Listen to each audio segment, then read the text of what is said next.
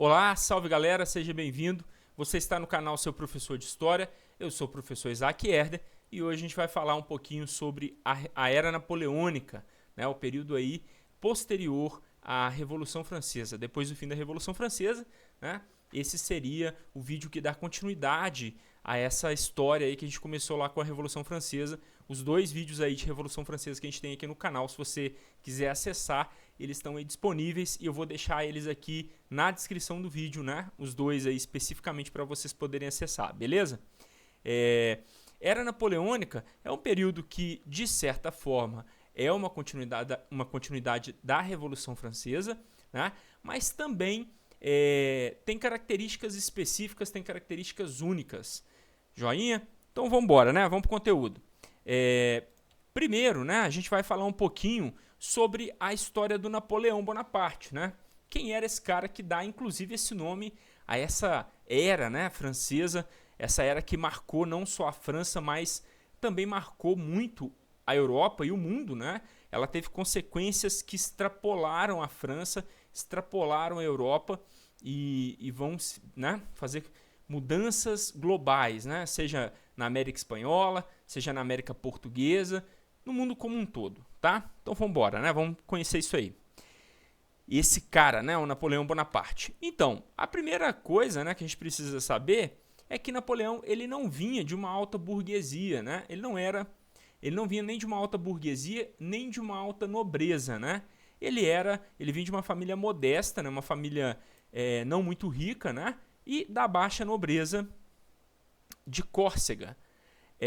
Ele é um cara que seguiu carreira militar, então ele começa, né, no exército francês, na Academia de Paris, e ele vai pouco a pouco ali se graduando, se tornando cada vez mais importante dentro da hierarquia militar, até ele chegar nos pontos mais altos, né, nos cargos mais altos ali, e aí sim, logo depois ele vai ser escolhido, né, pelos girondinos ali, no finalzinho, no 18 de Brumário, quando ele vai ascender à liderança ao governo francês, né? Ele vai se tornar o governante francês, beleza? Então vamos lá, né? Depois, né, dessa carreira, né, na hierarquia do exército, ele vai ganhar prestígio, né, junto às tropas, junto à população, junto à burguesia. Né? Napoleão era um cara muito bem quisto, né? Ele era um cara muito querido pelos franceses de modo mais geral. Napoleão era um cara que, de certa maneira, a gente pode dizer que ele era uma figura, dentro do cenário francês, a figura mais, talvez mais querida, né? Ele era considerado um herói de guerra, o cara que protegeu a França das nações estrangeiras, das nações absolutistas que queriam aí derrotar a Revolução Francesa. E ele foi o cara que impediu isso, ele e o exército francês, mas ele como uma das lideranças, né, do exército francês. Logo depois que ele ascende ao poder, ele vai ser cônsul, né, depois cônsul vitalício e, por fim, imperador. E aí a França passa a ser um império, né, Império Napoleônico. A Era Napoleônica, a gente pode dizer que ela não é só o período do Império, porque tem um período anterior, né? Mas ela foi sustentada por importantes grupos, né? Ou seja, o Napoleão Bonaparte, o governo de Napoleão Bonaparte, ele teve sustentação substancial, né, de várias partes e setores diferentes da sociedade. Por mais engraçado que isso possa parecer, por mais curioso, né, engraçado não, mas mais curioso que isso possa parecer, Napoleão conseguia ter apoio tanto da alta burguesia, né, dos banqueiros, dos industriais, dos comerciantes coloniais, quanto também do exército. O exército ele dava apoio para Napoleão, obviamente ele vinha do exército, mas também os trabalhadores, os camponeses, os trabalhadores urbanos viam Napoleão também, muitos deles, né, viam Napoleão aí como um herói nacional, um cara que poderia realmente resolver os problemas da França e, de fato, consolidar, né, a Revolução Francesa, o que a Revolução Francesa havia feito, né, que é exatamente acabar com o absolutismo monárquico e também consolidar a separação do Estado e da Igreja, né, criar aí um Estado que não tivesse tanta interferência da religião. Tá? Foi um período que ocorreu, né, a disseminação dos princípios revolucionários, né, ou seja, alguns historiadores dizem aí que foi durante a Revolução Francesa que aconteceu a expansão das ideias da Revolução. Então a Revolução ela vai ultrapassar os limites do território da França e vai acabar chegando aí em outros países, exatamente como as nações absolutistas que lutaram contra a França revolucionária temiam, né? Então isso vai acontecer, tá? Além disso, né, essa expansão significou também para muitos países o fim do absolutismo, tá? E também o fim do poder da igreja em várias regiões da Europa. E mais do que isso, a gente pode dizer que foi o fim da interferência da igreja no Estado, né? Foi um processo aí de separação do Estado e da igreja, né? Você tem uma separação definitiva e aí a gente começa a aparecer ali coisas que não existiam, como por exemplo registro civil, né? Ou os cartórios, né?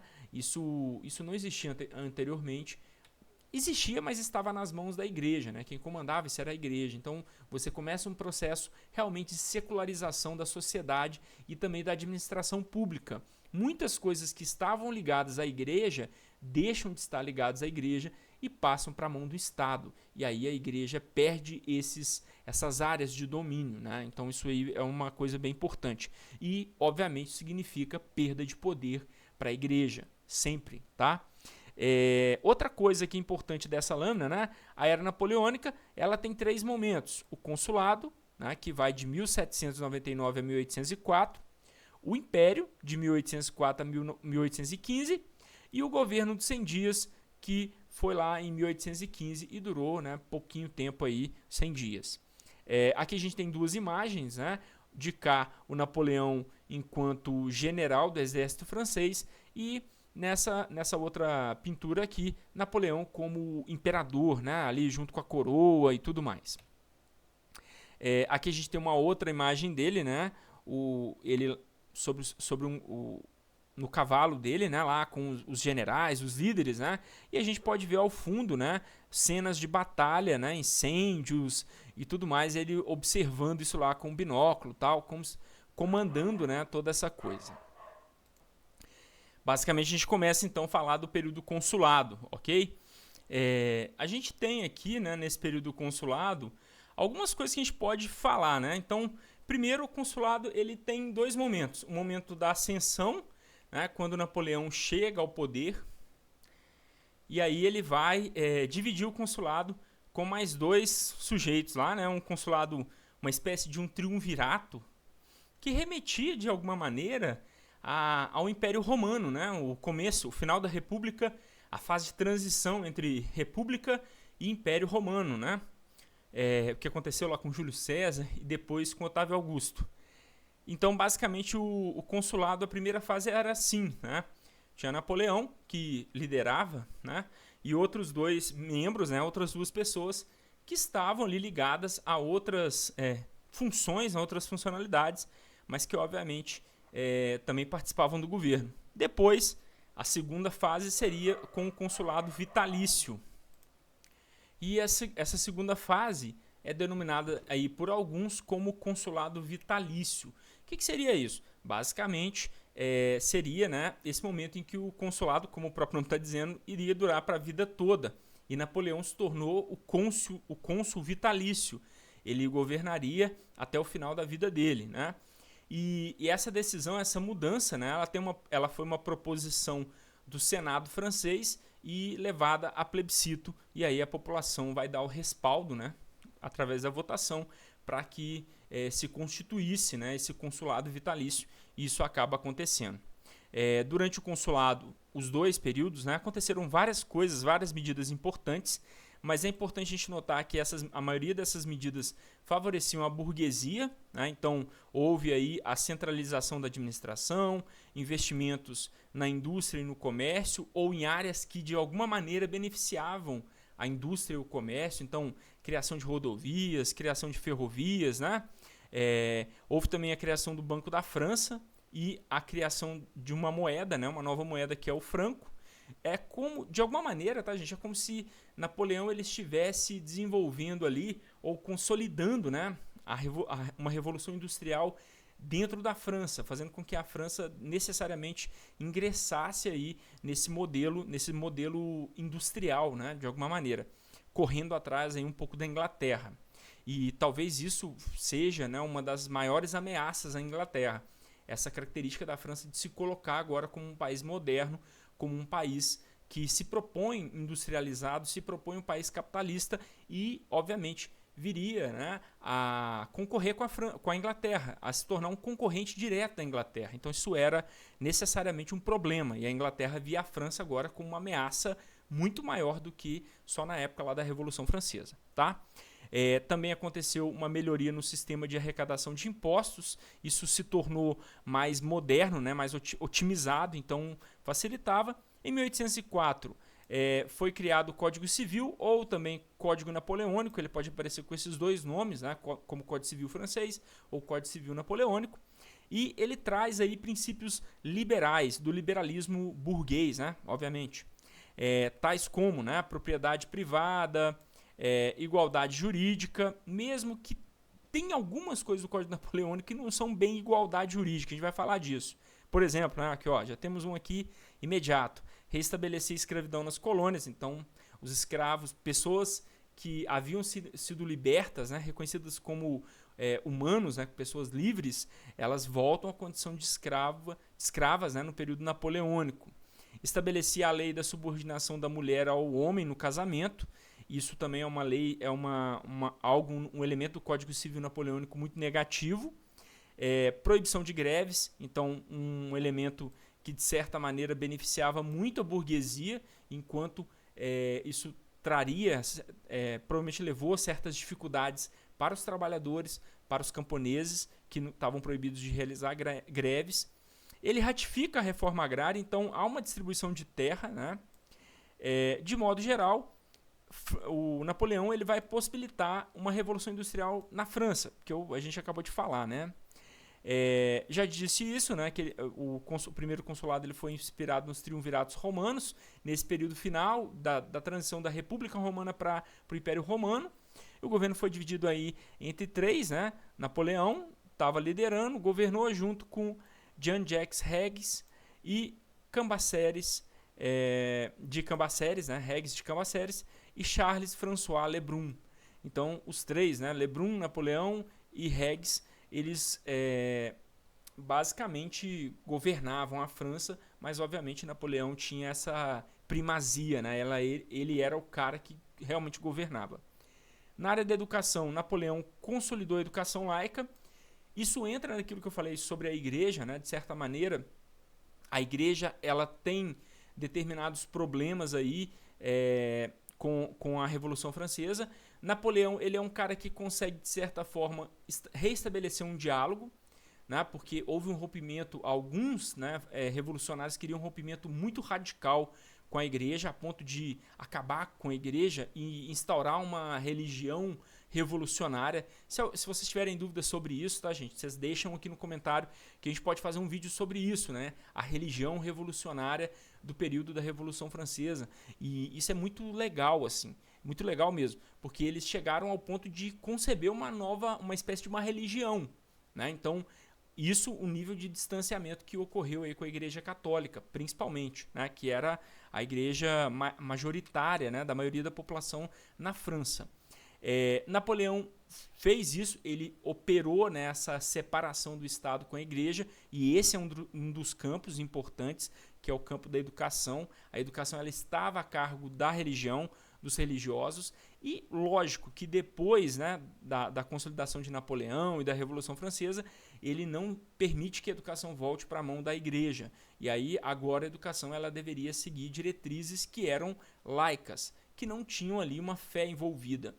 E aí isso vai mudar basicamente muito, né? Porque você não tinha mais agora só um espectro de educação ligado a elementos religiosos, mas você começava aqui uma consolidação e uma difusão do pensamento científico, do pensamento racional, do pensamento lógico, ou seja, muitas das coisas que foram pensadas, discutidas, escritas, né, produzidas, e eram ainda, né, nessa época, produzidas aí pelos iluministas, né, pelos cientistas, passavam agora a fazer parte da população de modo geral. Essa educação que chegava com características da cientificidade, da racionalidade, da lógica. Isso era muito importante, beleza?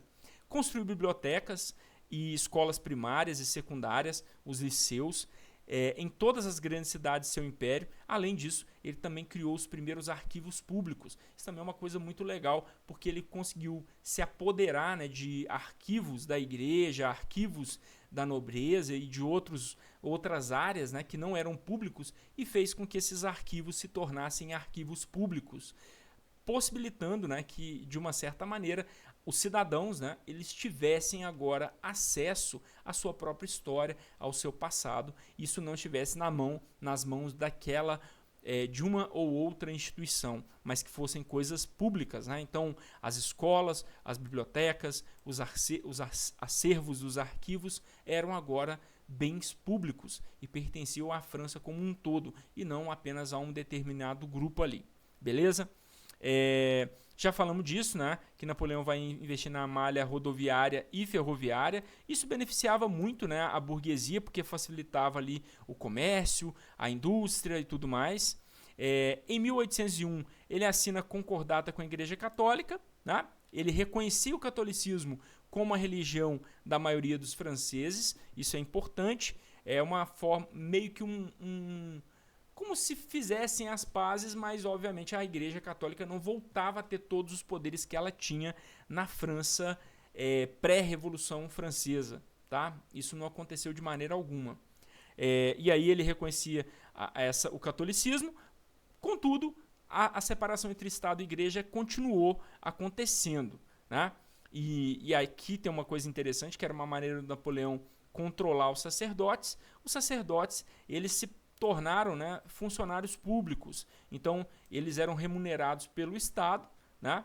E óbvio, o Estado, a França pagava os sacerdotes, mas era uma maneira também de Napoleão, do Estado, ficar de olho nesses caras, o que eles estavam fazendo e quais eram, né, as ações que eles estavam fazendo ali. Então, era uma forma de você controlar, né? Você pagava, mantinha debaixo do braço, mas você controlava a ação da Igreja Católica dentro da França. E isso também tinha um preço, né? Não era só pagar os sacerdotes, tinha um preço ali. E esse preço era, né, que o Papa da época, o Pio VII, aí, renunciaria às terras da Igreja que já tinham sido confiscadas durante a Revolução Francesa. Então a Igreja, ela perdia aí grande parte do seu patrimônio na França. Tá?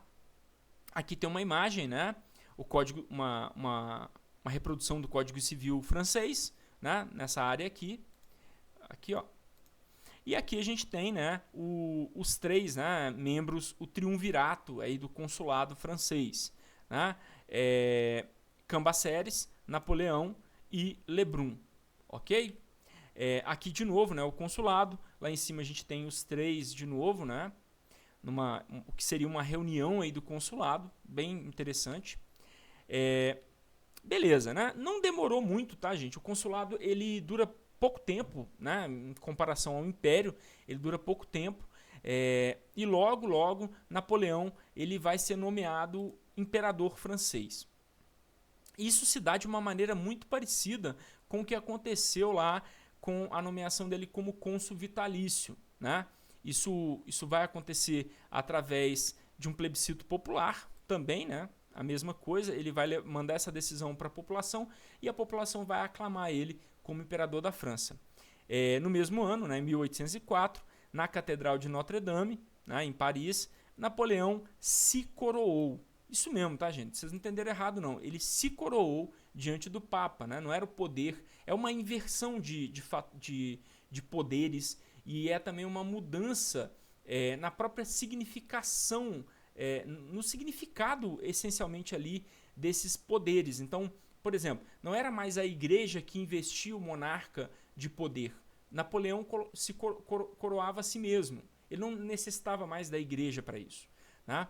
De certa forma, isso marca, tá, galera? Isso é bem importante. Isso marca uma dessacralização política, né? Nós podemos dizer que na Europa a sacralização política ela é antiquíssima, né? Ela remonta lá a antiguidade, né?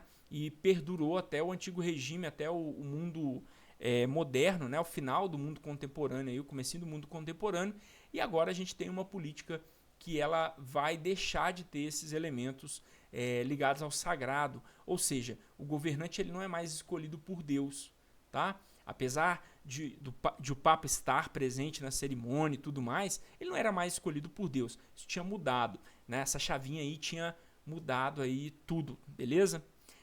Foi um governo autoritário, o governo de Napoleão foi um governo autoritário, ele manteve os princípios da Revolução, ele era filho da Revolução Francesa e ele leva isso, né, para fora. É um período de perseguições internas, então jacobinos, anarquistas e socialistas eram perseguidos, havia também censura, tá? E a valorização do exército. É também o período das guerras napoleônicas, tá? Galera, eu não vou falar das guerras napoleônicas hoje, nesse vídeo. Vai ter um vídeo específico sobre as guerras napoleônicas, beleza? Então, assim, provavelmente nós não vamos chegar aí, né, até o final desse vídeo, nós não vamos chegar lá no final do governo. Eu vou falar do governo de modo geral, do império e tudo mais, de questões políticas, sociais, mas eu vou deixar para falar das guerras napoleônicas num vídeo separado com vocês, beleza?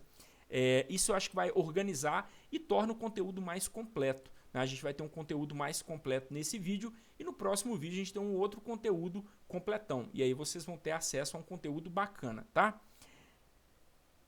Mas só para se ter uma ideia, né? A gente está falando aí de conflitos que se expandiram por toda a Europa, principalmente a Europa continental. Ela não passa. Napoleão não chega a invadir a Inglaterra, mas Inglaterra e Napoleão chegaram a ter um conflito ali naval e Napoleão foi derrotado, né? A força naval inglesa era muito poderosa naquela época, sem sombra de dúvida, a maior potência marítima do mundo era a Inglaterra, enquanto que a maior potência terrestre era a França, era o Império Napoleônico. Então a gente tinha ali um impasse, mas vamos falar disso com mais calma depois, né? E aqui, essas guerras napoleônicas, Napoleão expandiu a revolução para outras regiões, conquistando Espanha, Holanda, o Sacro Império Romano Germânico, tá? Partes de Portugal e da Rússia. Também enfrenta as coligações de nações absolutistas e a Inglaterra, beleza? Durante o Império, né? Basicamente isso aqui são as guerras napoleônicas, as guerras de expansão. Ele teve uma política bastante expansionista. Napoleão desejava expandir não só a revolução, mas também o seu império. Então, essas duas coisas estavam acontecendo ao mesmo tempo. E ele conquistou muitos territórios e desejava conquistar muitos outros, né? E esses conflitos, como eu já acabei de dizer para vocês, ficaram conhecidos como guerras napoleônicas. A gente vai tratar disso aqui no próximo vídeo. Talvez o vídeo de amanhã. Acho que é legal. Ele teve o apoio político e financeiro da burguesia francesa, né?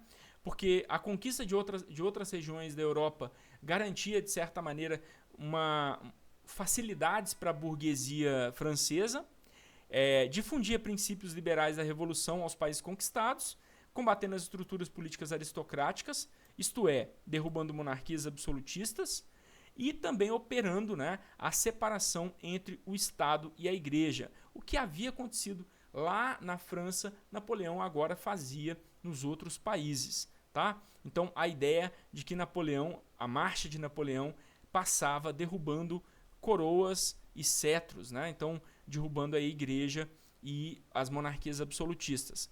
Além de nações absolutistas, a gente também tem que falar um pouquinho da Inglaterra, que era um dos principais inimigos de Napoleão.